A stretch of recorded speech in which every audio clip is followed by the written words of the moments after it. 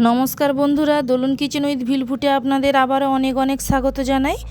আজ আমি আপনাদের ডিম এবং আলু দিয়ে একদম দারুণ একটি একদম নতুন ধরনের রেসিপি বানিয়ে দেখাবো। ভিডিওটি স্কিপ না করে প্রথম থেকে শেষ পর্যন্ত দেখতে থাকুন।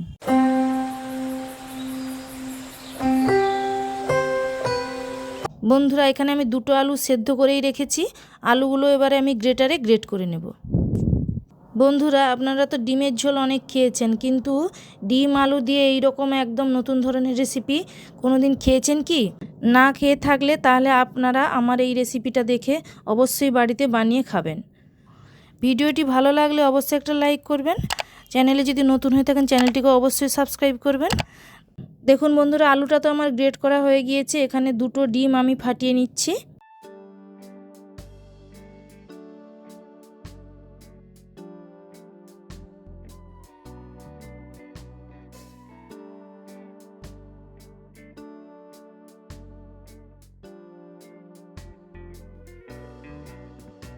দিয়ে দিচ্ছি পরিমাণ মতো লবণ,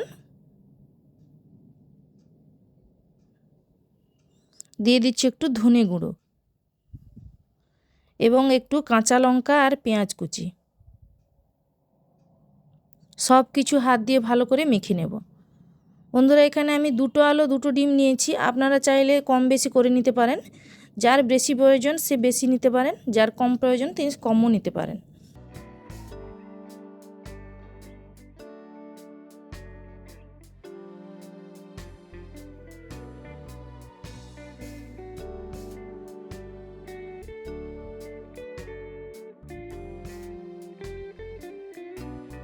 দেখুন বন্ধুরা, এটা আমার হাত দিয়ে খুব ভালো করে মাখা হয়ে গিয়েছে।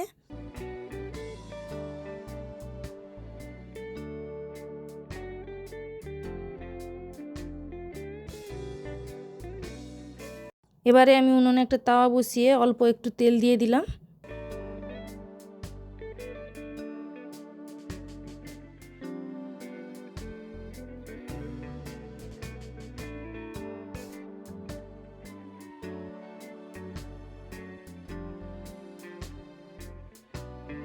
এবারে এই তাওয়াটা গরম হয়ে গিয়েছে, তেলও তো দিয়ে দিয়েছি। এবারে এর মধ্যে এই যে মিশ্রণটা আমি ঢেলে দেব।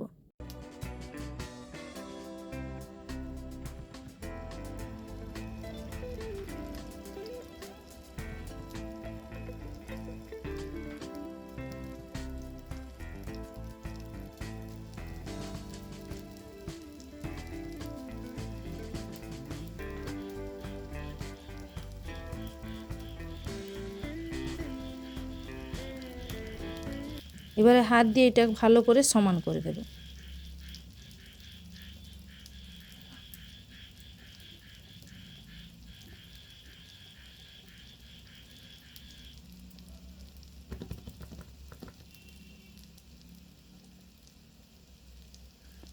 দেখুন বন্ধুরা, সুন্দর করে সমান করে দিয়েছি। এবার নিচটা কিছুক্ষণ হওয়ার পর এবার এটাকে আমি উল্টে দেব। খুন্তি দিয়ে তো ওটা উল্টানো যাবে না, তাই এর মধ্যে একটা থালা দিয়ে এর মধ্যেই উপুড় করে দিলাম।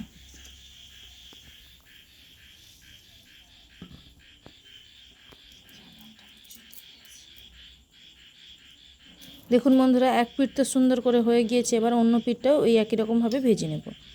আবারও অল্প একটু তেল দিয়ে দেব। এবারে পেছন পাশটাও ওই তেলের মধ্যে দিয়ে দেব।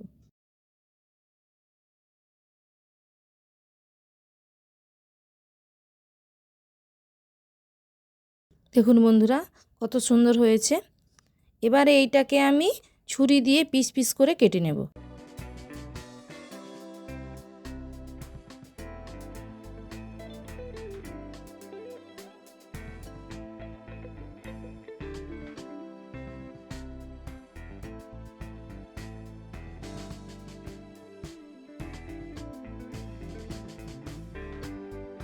আমি এইভাবে চৌকো করে কেটে নিচ্ছি। আপনারা যে কোনো রকমের আপনাদের পছন্দের মতন করে কেটে নিতে পারেন।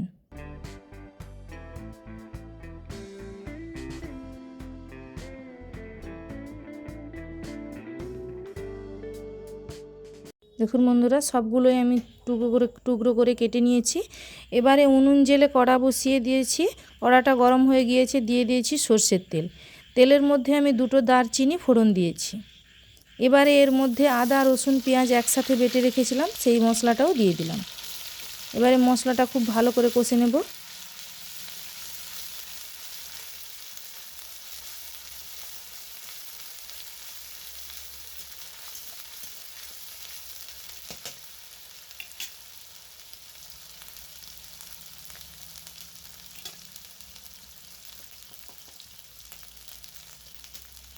দেখুন বন্ধুরা, এবার দিয়ে দিয়েছি শুকনো লঙ্কার গুঁড়ো। ঝালটা আপনারা যে যার পছন্দ মতো দেবেন।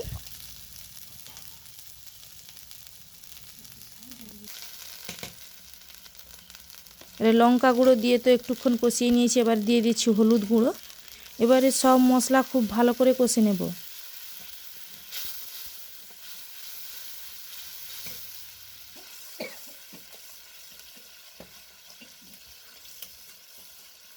দিয়ে দিয়েছি অল্প পরিমাণে একটু মশলা বাটার জল আর একটু লবণ। এবারে মশলাটা খুব ভালো করে কষে নেব।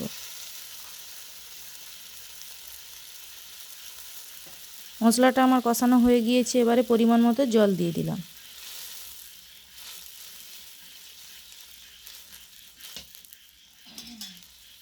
ঝোলটাও যতক্ষণ না ফুটে ওঠে ততক্ষণ আমরা অপেক্ষা করব। দেখুন বন্ধুরা, ঝোলটা তো খুব সুন্দরভাবে ফুটে উঠেছে। এবারে এই চৌকো করে টুকরো করে রাখা এই পিসগুলো আমি দিয়ে দিলাম। তাহলে বন্ধুরা, রান্নাটা আমার কেমন হয়েছে অবশ্যই আপনারা কমেন্ট করে জানাবেন। ভিডিওটিতে অবশ্যই একটা লাইক করবেন, কমেন্ট করবেন এবং শেয়ার করবেন। চ্যানেলে যদি নতুন হয়ে থাকেন চ্যানেলটিকেও অবশ্যই সাবস্ক্রাইব করবেন এই রকম নিত্য নতুন রেসিপি সবার আগে পাওয়ার জন্য। ততক্ষণে আপনারা ভালো থাকুন, সুস্থ থাকুন। নমস্কার, দেখা হচ্ছে পরের ভিডিওতে।